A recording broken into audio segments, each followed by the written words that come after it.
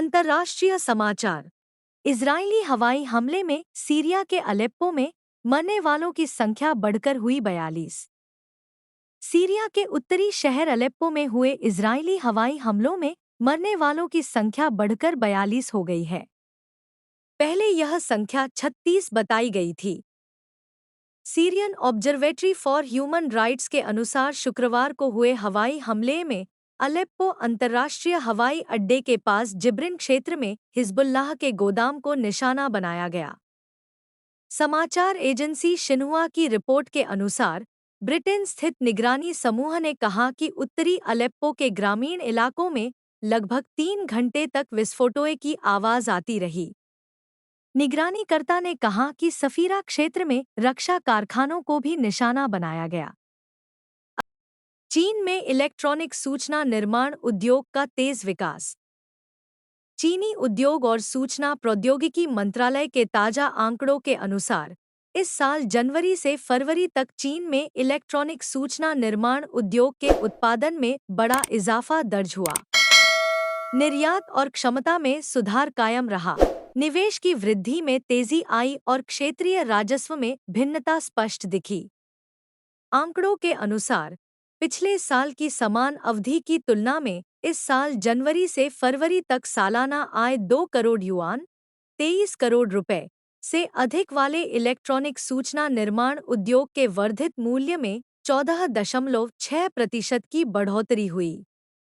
Mobile का उत्पादन 23 करोड़ 40 लाख रहा, जिनमें स्मार्टफोन की संख्या 17 करोड़ 20 लाख थी, जो पिछले साल की इसी अवधि से क्रमशः 26.4% और 31.3% अधिक है।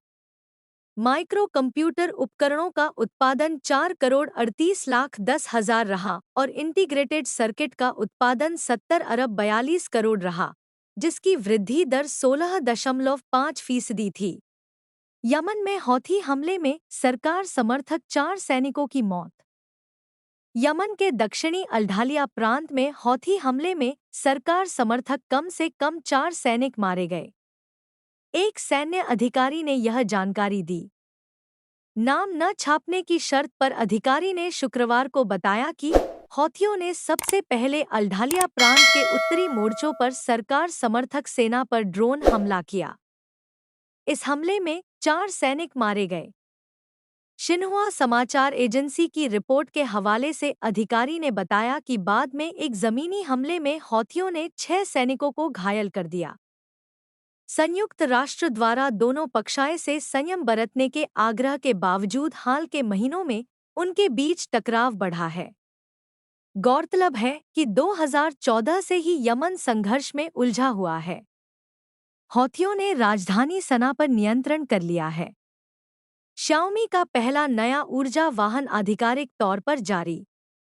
शाओमी ने चीन की राजधानी पेचिंग में गुरुवार शाम एक प्रेस कॉन्फ्रेंस में आधिकारिक तौर पर अपना पहला नया ऊर्जा वाहन शाओमी SU7 पेश किया।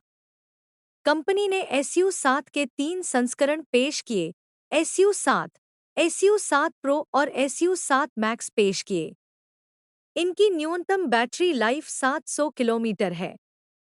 शाओमी के संस्थापक, अध्यक्ष और CEO लेचुन ने बताया कि उनकी R&D टीम ने डिज़ाइन, बैटरी तकनीक, इंटेलिजेंट ड्राइविंग, स्मार्ट कॉकपिट और बॉडी स्ट्रक्चर जैसे प्रमुख क्षेत्रों में कई तकनीकी नवाचार हासिल किए हैं। विशेष रूप से उनके इंटेलिजेंट ड्राइविंग सिस्टम को अप्रैल में आंतरिक परीक्षण के लिए निर्धारित किया गया है, जिसके बाद मई में 10 शहरों में सार्वजनिक लॉन्च किया जाएगा। अगस्त तक इसके देश भर में विस्तार होने की उम्मीद है। BNT की खास पेशकश।